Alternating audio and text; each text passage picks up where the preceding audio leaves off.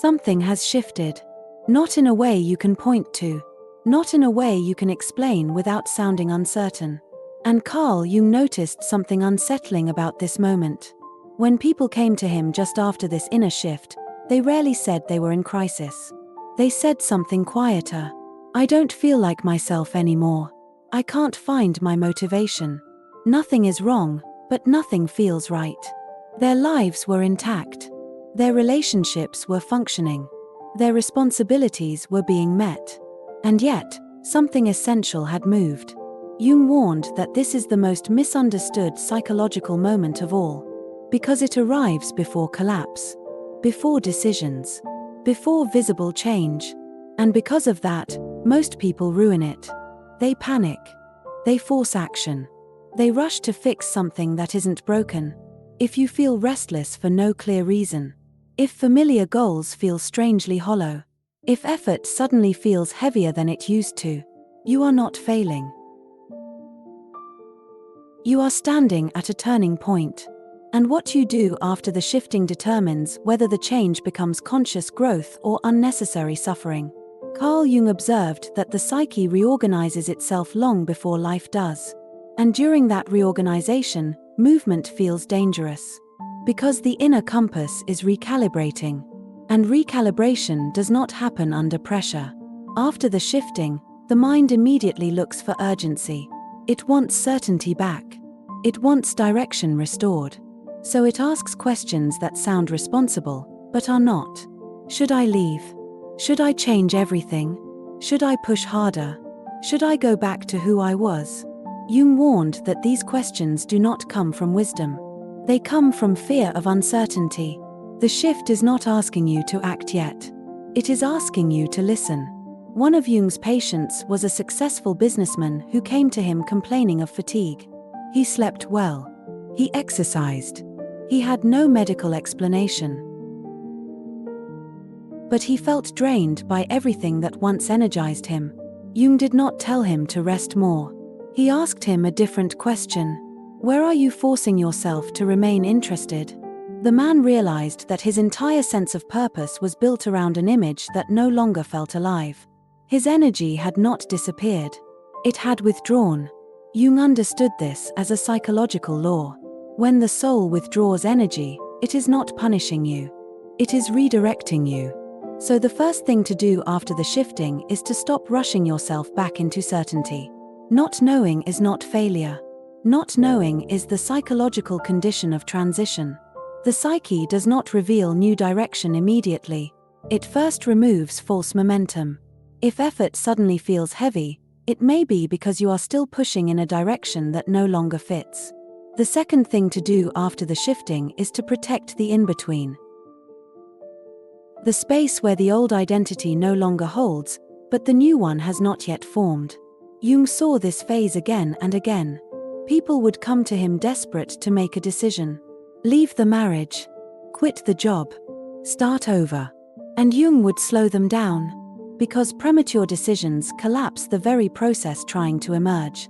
This in-between state is fragile. If you overload it with explanations and plans, it turns into anxiety. So instead of asking, "What should I do next?" ask a more precise question. What is quietly draining me? What am I forcing that no longer wants to be forced? Pay attention to where resistance repeats, where your body tightens, where effort produces diminishing returns. That is information. After the shifting, your body becomes a more reliable guide than your thoughts.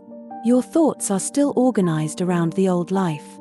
Your body already knows something has changed. If something consistently drains you, do not immediately remove it. Just stop lying to yourself about how it feels. Honesty comes before action. The third thing to do after the shifting is to lower the volume of your external life. Not dramatically, not by disappearing, but by creating more quiet than usual. Jung noticed that during inner reorganization, people naturally seek solitude. Not isolation, but fewer demands. Less explaining, less performing. The psyche rearranges itself in silence.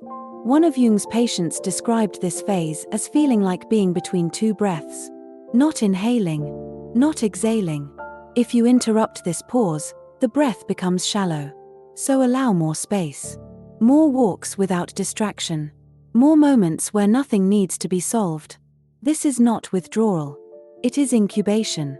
If these reflections resonate with something you're living through right now, you may find it helpful to continue exploring them with us. You're welcome to subscribe if this way of understanding yourself feels supportive. After the shifting, many people begin to label themselves. I'm lost. I'm unmotivated. I'm broken.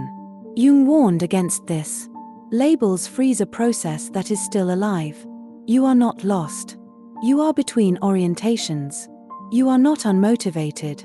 Your energy is detaching from what no longer fits. You are not broken. You are reorganizing. This stage feels uncomfortable because autopilot has shut down. But a new navigation system has not yet come online. That gap feels empty. But it is full of signals. Another critical step after the shifting is to resist the urge to explain your life too soon. People want a story, a diagnosis, a framework. But premature meaning interferes with psychological growth. Jung often asked patients to sit with experiences before interpreting them, to notice the feeling tone rather than force explanation. Sometimes the most respectful thing you can say is, "I don't understand this yet." That sentence protects the unfolding. Instead of asking, "What does this mean?" ask, "What is asking for my attention right now?" Often the answer is simple. Rest. Boundaries. Truthfulness. Less self-betrayal. Big insights come later. Right now, the work is quieter. After the shifting, emotions may feel muted or unusually sensitive. This does not mean you are becoming numb. Jung understood this as old emotional circuits dissolving. New ones will form. But there is a pause. During this pause, avoid making permanent conclusions about yourself. Do not decide who you are based on a transitional state. You are not meant to feel inspired right now. You are meant to feel attentive. Fear often increases during this phase. Not because danger is present, but because control is being renegotiated. If anxiety rises, do not fight it. Anchor it. Bring your attention back to what is actually happening now. Not the imagined future. Not the worst-case story. The present is almost always calmer than the mind suggests. One of the most important practices after the shifting is to delay irreversible decisions. Jung knew that clarity arrives in layers. First comes disorientation, then grief, then insight. If you act during the first layer, you often undo what the third would have revealed. You are not falling behind. You are allowing orientation to return naturally. Notice what gently attracts you now. Not what excites you loudly, but what quietly holds your attention. A book, a place, a conversation. These are early signals of realignment. Do not turn them into plans yet. Just notice them. After the shifting, your task is not to rebuild your life. It is to stop interfering with the inner reorganization. This takes courage. Courage to not fill the silence. To not rush identity. To not escape discomfort. This is where trust is learned. Not trust in outcomes, but trust in process. You do not need to know where this is going yet. You only need to stay honest and present. If something asks for rest, give rest. If it asks for truth, give truth. If it asks for space, create space. Small acts of alignment matter more than dramatic changes right now. Eventually, something begins to settle. Not suddenly, not loudly, but you will feel moments of quiet rightness. Moments where effort feels cleaner. Moments where you feel more inside yourself. That is orientation returning. When that happens, movement becomes natural again. Decisions stop feeling forced. Direction emerges without pressure. The shift was never meant to break you. It was meant to reposition you. And repositioning always feels unstable before it feels aligned. So if you are here now, in this subtle, confusing, in-between space, you are not late. You are not behind. You are not missing your life. You are listening. And listening is the beginning of every true change. Let this understanding settle. You do not need to rush forward. You do not need to go back. Stay here. Stay honest. Stay gentle. In the next reflection, we will explore what happens when this inner reorientation begins to solidify. How clarity slowly returns. Why anxiety often spikes right before it does. And how Carl Jung helped people move from uncertainty into a new, stable sense of direction. For now, let the ground beneath you settle. Thank you for being here with me.